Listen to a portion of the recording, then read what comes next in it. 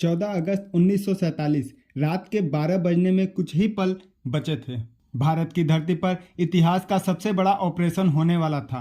एक ऐसा ऑपरेशन जिसमें किसी शरीर को नहीं बल्कि एक पूरे देश को दो हिस्सों में बांट दिया गया। एक तरफ खुशी का शोर, दूसरी तरफ सिसकियों की गूंज।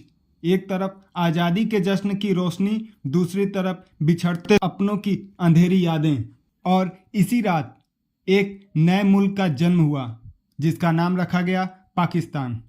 1857 की पहली स्वतंत्रता संग्राम अंग्रेजी राज के लिए एक चेतावनी थी, लेकिन अंग्रेज सिर्फ ताकत से नहीं बल्कि नीति और चालाकी से भी राज करना जानते थे। उन्होंने समझ लिया कि अगर हिंदू और मुस्लिम एकजुट होकर लड़ेंगे तो उनकी हुकूमत ज्यादा दिन नहीं टिक पाएगी। यहीं से शुरू हुई फूट डालो राज करो की नीति। धीरे धीरे धार्मिक आधार पर अलगाव बढ़ाया गया। अलग स्कूल, अलग चुनाव, अलग प्रतिनिधित्व। और फिर आया साल 1906 जब ढाका में मुस्लिम लीग की स्थापना की गई। ये वही संगठन था जिसने आने वाले समय में पाकिस्तान की मांग को सबसे मजबूती से आवाज दी। 1909 के मार्ले मिंटो सुधारों से मुसलमानों को अलग निर्वाचक मंडल का अधिकार मिला। ये अधिकार दिखने में भले ही समानता का प्रतीक था, लेकिन वास्तव में इसने हिंदू मुस्लिम एकता की रीढ़ तोड़ दी। गांधी जी के नेतृत्व में कांग्रेस हिंदू मुस्लिम एकता की बातें करती रही, लेकिन दूसरी तरफ मुस्लिम लीग के नेता खासकर मोहम्मद अली जिन्ना धीरे धीरे मानने लगे कि हिंदू बहुसंख्यक भारत में मुसलमानों को उनका हक नहीं मिलेगा। क्या यह सोच वास्तव में सच था या जिन्ना की साजिश? आप हमें कमेंट करके जरूर बताइएगा। अल्लामा इकबाल ने 1930 के इलाहाबाद अधिवेशन में पहली बार अलग मुस्लिम राष्ट्र का विचार दिया। उन्होंने कहा, उत्तर पश्चिमी भारत के मुसलमानों को एक स्वतंत्र राज्य मिलना चाहिए। उस वक्त ये सिर्फ एक ख्वाब था, लेकिन ख्वाब भी कभी कभी तकदीर बदल देती है। 23 मार्च 1940 लाहौर मुस्लिम लीग ने एक ऐतिहासिक प्रस्ताव पास किया जिसे आज हम लाहौर प्रस्ताव या पाकिस्तान प्रस्ताव के नाम से जानते हैं। इसमें साफ कहा गया कि हिंदुस्तान के मुस्लिम बहुल इलाकों को अलग कर उनका अपना राज्य बनाया जाए। उस दिन से पाकिस्तान की नींव और गहरी हो गई। 1945 तक ब्रिटिश साम्राज्य थक चुका था। द्वितीय विश्व युद्ध ने उनकी अर्थव्यवस्था को खोखला कर दिया। भारत पर शासन करना अब उनके लिए बोझ बन चुका था। उधर भारत में आंदोलन तेज हो चुका था। Quit India movement, Azad Hind फौज, किसान आंदोलन, हर तरफ अंग्रेजी राज के खिलाफ लपटें उठ रही थी। मुस्लिम लीग ने 16 अगस्त 1946 को डायरेक्ट एक्शन डे मनाने का ऐलान किया। इसका नतीजा हुआ कोलकाता में भयानक दंगे। हजारों लोग मारे गए, लाखों बेघर हो गए। ये दंगे सिर्फ खून खराबा नहीं थे, बल्कि ये एक संदेश था कि हिंदू मुस्लिम साथ नहीं रह सकते और बंटवारा अब तय है। फरवरी 1947 में लॉर्ड माउंटबेटन भारत के अंतिम वायसराय बने। उनका मिशन साफ था, भारत छोड़ना और जल्दी छोड़ना। जून 1947 में माउंटबेटन प्लान आया जिसमें भारत को दो हिस्सों में बांटने का प्रस्ताव था, भारत और पाकिस्तान। 14 अगस्त 1947 पाकिस्तान की आज़ादी का दिन तय हुआ। 15 अगस्त 1947 भारत की आज़ादी का दिन। कराची, रात के 12 बजे से पहले मोहम्मद अली जिन्ना ने रेडियो पाकिस्तान से भाषण दिया।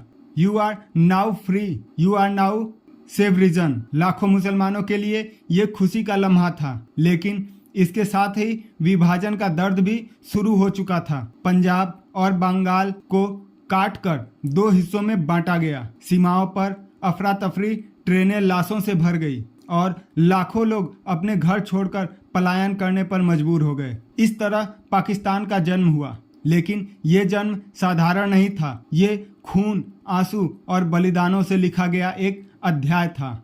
और यही तो शुरुआत थी उस कहानी की जहां भारत ने अपने हिस्से का बहुत कुछ पाकिस्तान को सौंप दिया। पैसा, संसाधन, उद्योग, सेना, सब कुछ।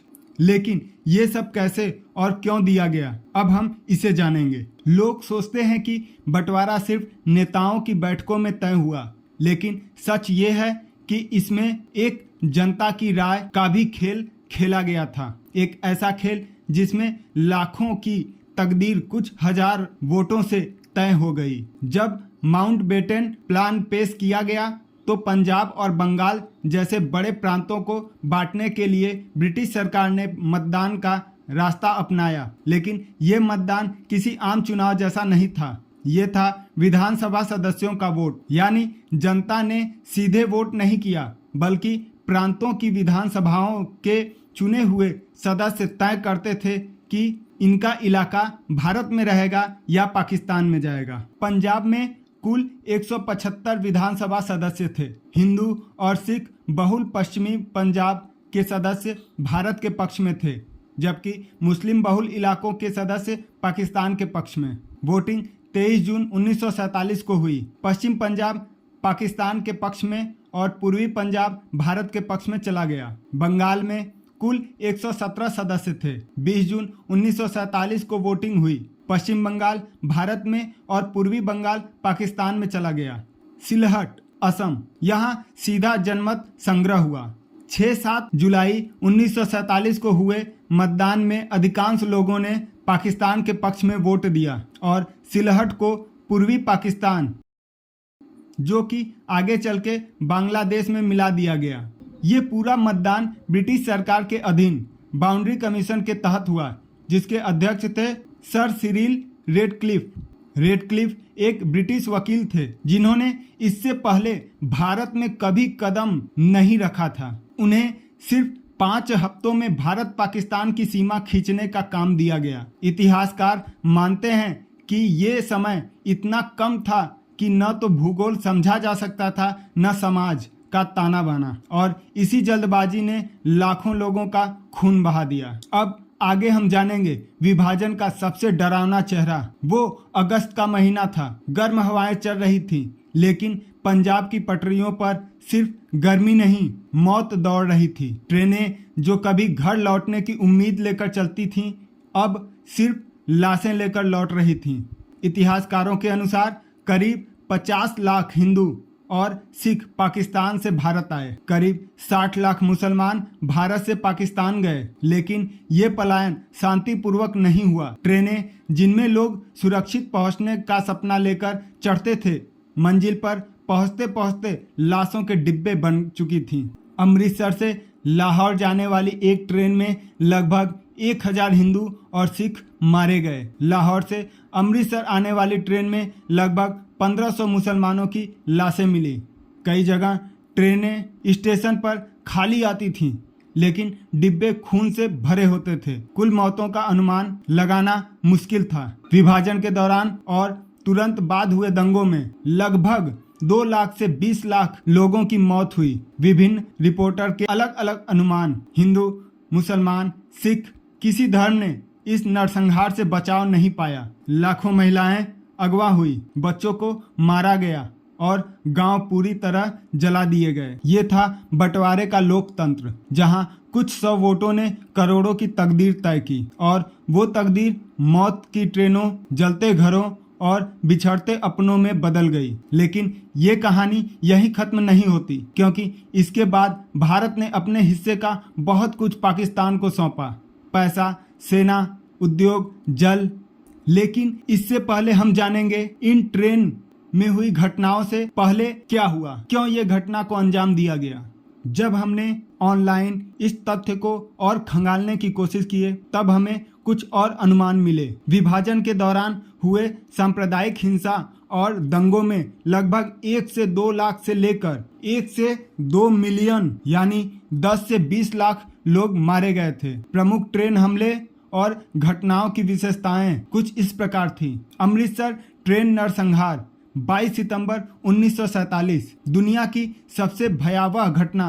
एक ट्रेन जो मुसलमान शरणार्थियों से भरी थी, उसे अमृतसर से सिख जत्थाओं ने निशाना बनाया। इसके परिणाम स्वरूप लगभग 3000 मुसलमान मारे गए और लगभग 1000 घायल हुए। केवल लगभग 100 व्यक्ति ही बिना जख्मी हुए बच पाए। फिर कामोके ट्रेन नरसंहार 24 सितंबर 1947। पश्चिम पंजाब, जो कि अब पाकिस्तान है, की ट्रेन, जिसमें लगभग 3000 से 3500 हिंदू और सिख शरणार्थी सवार थे, उस पर मुस्लिम भीड़ ने हमला किया। सरकारी रिपोर्ट के अनुसार 408 लोग मारे गए और 587 घायल हुए। अन्य रिपोर्ट्स में मृत्यु संख्या मोटे तौर पर ट्रेन का लगभग पूरा दल यानी हजारों में बताया गया है और 600 महिलाओं का अपहरण भी हुआ। फिर गुजरात ट्रेन नरसंहार 12 जनवरी 1948। एक और भयानक घटना, लगभग 2400 हिंदू और सिख शरणार्थी से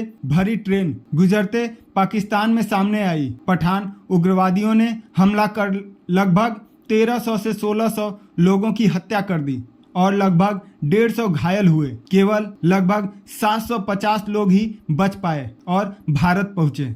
रावलपिंडी नरसंहार मार्च 1947। रावलपिंडी में मुस्लिम लीग ने, नेशनल गार्ड और भीड़ ने हिंदू और सिख समुदायों पर घातक हमला किया। इस हिंसा में 2000 से 7000 लोग मारे गए और लगभग 80,000 लोग भागकर विस्थापित हो गए। हिंसा की भीषण वृद्धि, विभाजन के बिंदु 3 जून माउंटबेटन प्लान से 19 अगस्त 1947 तक पंजाब और बंगाल में हिंसा के मामले चरम पर और अनियंत्रित हो गए थे। कई ट्रेनें, गांव, पैदल प्रवासी और बड़ी संख्या में लोग निशाने पर थे। अनेक ट्रेनें डेरेल हो गई या स्टेशन पर लाशों से भरी मिली। स्टैबिंग, लूटिंग और मास वायलेंस की घटनाएं आम थीं। संशोधित हिस्सा ट्रेन की घटनाओं और सटीक आंकड़ों के साथ कुछ ये तथ्य थे जो हमें ऑनलाइन मिले। विभाजन की आग में ट्रेनें सिर्फ पलायन का साधन नहीं रहीं, वे मौत का चेहरा बन गई। अगले पलों में वही डिब्बे बदल गए लाशों के डिब्बों में। और यह केवल एक फिल्म की कल्पना नहीं थी, यह सच्ची हिंसा की कहानी थी। अमृतसर 22 सितंबर 1947। मुसलमान शरणार्थियों की ट्रेन पर हमला, लगभग 3000 मारे गए, 1000 घायल, सिर्फ 100 बचे।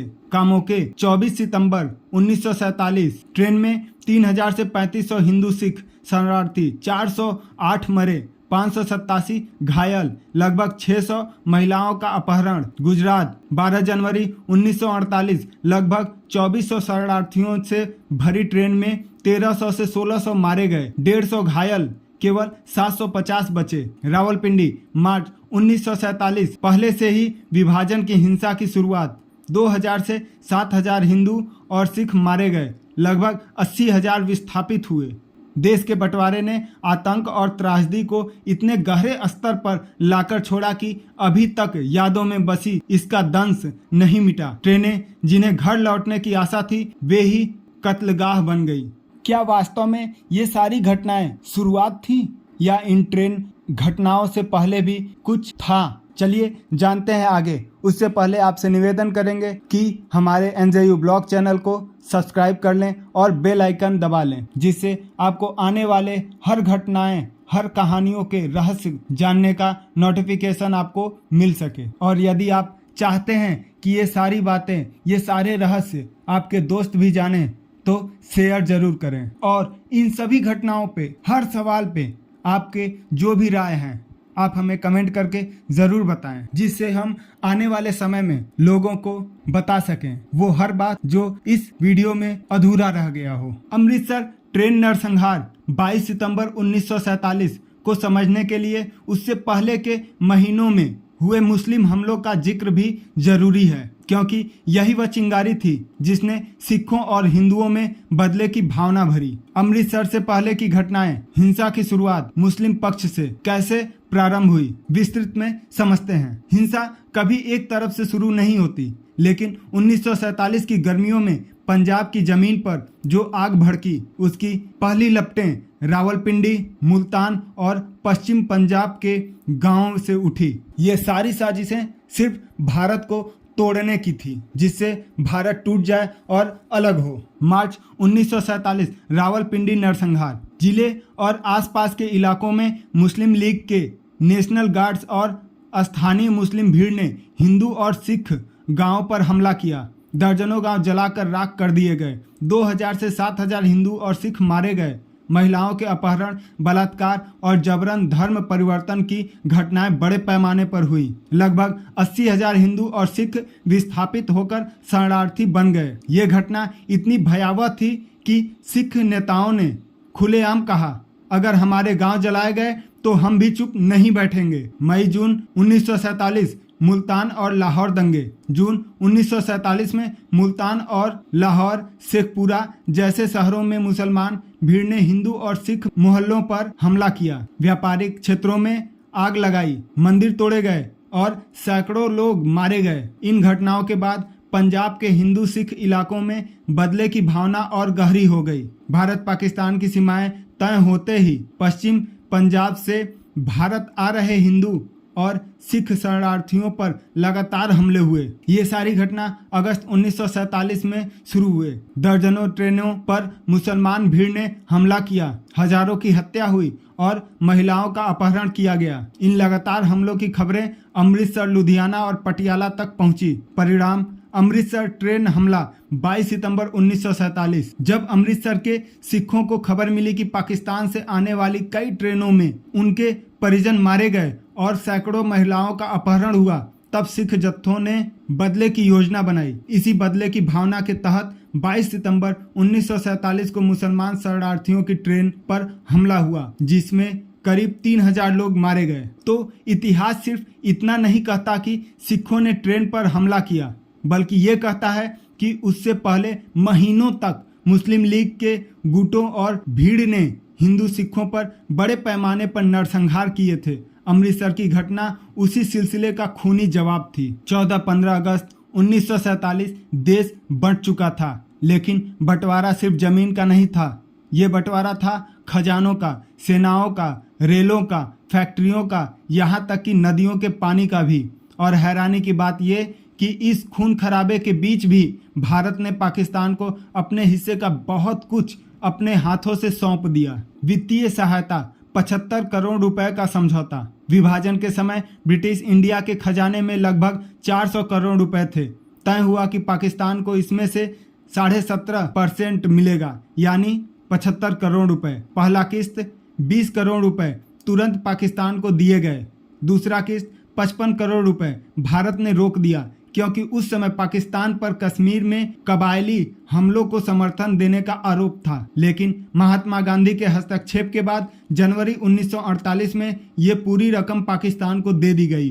सोचिए, एक तरफ कश्मीर पर गोलियां चल रही थीं और दूसरी तरफ दिल्ली से वही पैसा कराची जा रहा था। ब्रिटिश इंडियन आर्मी की कुल ताकत लगभग 4 लाख सैनिकों की थी।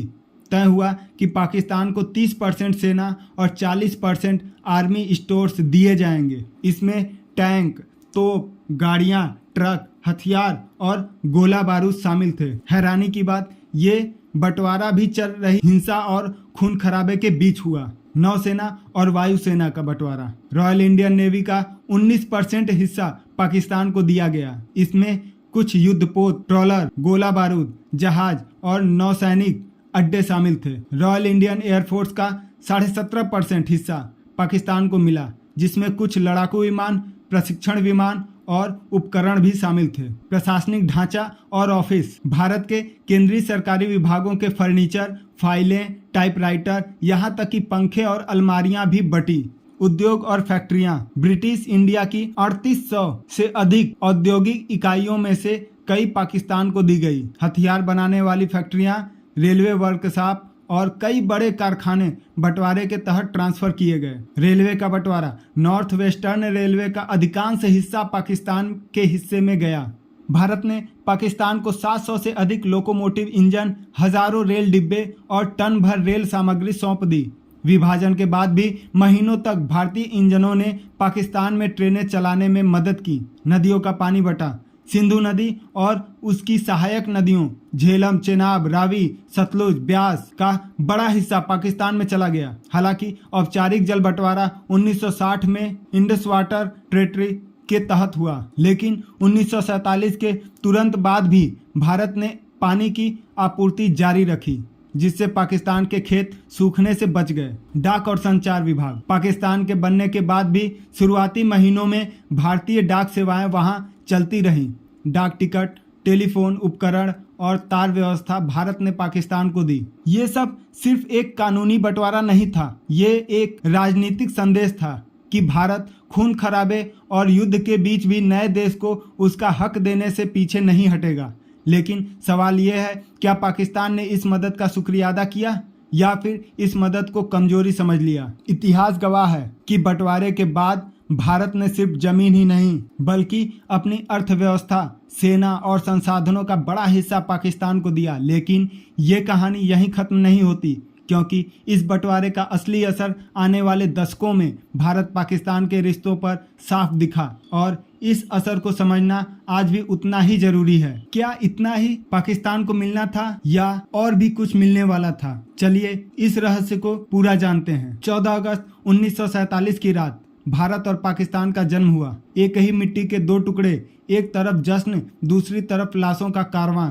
लेकिन इस बंटवारे के बाद भी कहानी पूरी नहीं हुई थी, क्योंकि सवाल सिर्फ सीमाओं का नहीं था। सवाल था कि नए देश पाकिस्तान को भारत से क्या दिया जाएगा और क्या नहीं। 1947 के समझौते के तहत तय हुआ था कि ब्रिटिश इंडिया के खजाने में जो नगद राशि और सोना चांदी है उसका 17.5% पाकिस्तान को दिया जाएगा। इसमें से 55 करोड़ रुपए का भुगतान तुरंत होना था। लेकिन तभी पाकिस्तान की ओर से भारत पर हमलावार हुआ। अक्टूबर 1947 में पाकिस्तान समर्थित कबायली और सैनिक कश्मीर पर चढ़ दौड़े। कश्मीर का राजा हरि सिंह भारत से मदद मांगने दिल्ली पहुंचा। युद्ध छिड़ चुका था। ऐसे समय में भारत के मंत्रिमंडल ने तय किया, जब तक पाकिस्तान युद्ध में शामिल है हम उसे 55 करोड़ नहीं देंगे। लेकिन गांधी जी, उनकी सोच अलग थी। वो कहते थे, हमने जो वचन दिया उसे निभाना चाहिए, चाहे हालात कुछ भी हो। हिंदू और सिखों ने विरोध किया। दिल्ली, अमृतसर, लाहौर से आए शरणार्थी, उनके घर जल चुके थे, परिवार बर्बाद हो चुके थे। वो पूछते, जब पाकिस्तान ने हमें मौत दी है हम उसे धन क्यों दें? आरएसएस, हिंदू महासभा और कई कांग्रेस नेता भी विरोध में खड़े हो गए। सरदार पटेल और बलदेव सिंह जैसे नेता भी मानते थे कि युद्ध के बीच पैसे भेजना आत्मघाती कदम है। फिर गांधी जी ने उपवास का रास्ता अपनाया। 13 जनवरी 1948 दिल्ली में माहौल गर्म था। सैकड़ों शरणार्थी सरकारी दफ्तरों के बाहर प्रदर्शन कर रहे थे। उसी बीच गांधी जी ने घोषणा की, जब तक दिल्ली में हिंदू मुस्लिम एकता नहीं होगी और पाकिस्तान को उसका बकाया 55 करोड़ रुपए नहीं मिलेगा, मैं उपवास करूंगा, अनशन करूंगा, मृत्यु तक। ये ऐलान बिजली की तरह गिरा। कई लोग इसे नैतिक दबाव कहते हैं, कई इसे गांधी का पाकिस्तान समर्थन मानते हैं, पर असर जबरदस्त हुआ। गांधी के उपवास ने नेहरू और पटेल के बीच भी खटास पैदा कर दी। नेहरू गांधी के साथ थे, पैसा देने के पक्ष में। पटेल विरोध में थे, कहते थे कि यह राष्ट्रहित के खिलाफ है। लेकिन गांधी के स्वास्थ्य गिरने की खबर ने पूरा माहौल बदल दिया। 18 जनवरी 1948 को उपवास के छठे दिन भारत सरकार ने पाकिस्तान को 55 करोड़ देने का आदेश जारी कर दिया। वो चीजें जो गांधी और कांग्रेस पाकिस्तान को देना चाहते थे पर नहीं दे पाए। चलिए जानते हैं। कश्मीर का मामला। गांधी कई बार कह चुके थे कि कश्मीर के भविष्य का निर्णय वहां के लोगों की इच्छा से होना चाहिए और अगर वो पाकिस्तान के साथ जाना चाहें तो भारत को रोकना नहीं चाहिए। आपको बता दें कि उस समय कश्मीर में बहुसंख्यक मुसलमान, लेकिन 1947-48 के युद्ध और जनभावना के कारण यह संभव नहीं हो सका। हैदराबाद और जूनागढ़ का मसला। कुछ कांग्रेस नेता मानते थे कि मुस्लिम बहुल रियासतें पाकिस्तान के साथ जा सकती हैं, लेकिन सरदार पटेल ने सैन्य कार्रवाई कर इन्हें भारत में मिला लिया। सीमावर्ती मुस्लिम बहुल इलाके। पंजाब और बंगाल में कुछ इलाके जो सीमा आयोग की रिपोर्ट में विवादित थे, पाकिस्तान को देने पर चर्चा हुई, पर सिख और हिंदू विरोध के कारण ये बात ठंडे बस्ते में चली गई। दिल्ली की गलियों में उस समय एक वाक्य गूंजता था, हम लाशें लेकर आए हैं और गांधी पाकिस्तान को सोना दे रहे हैं।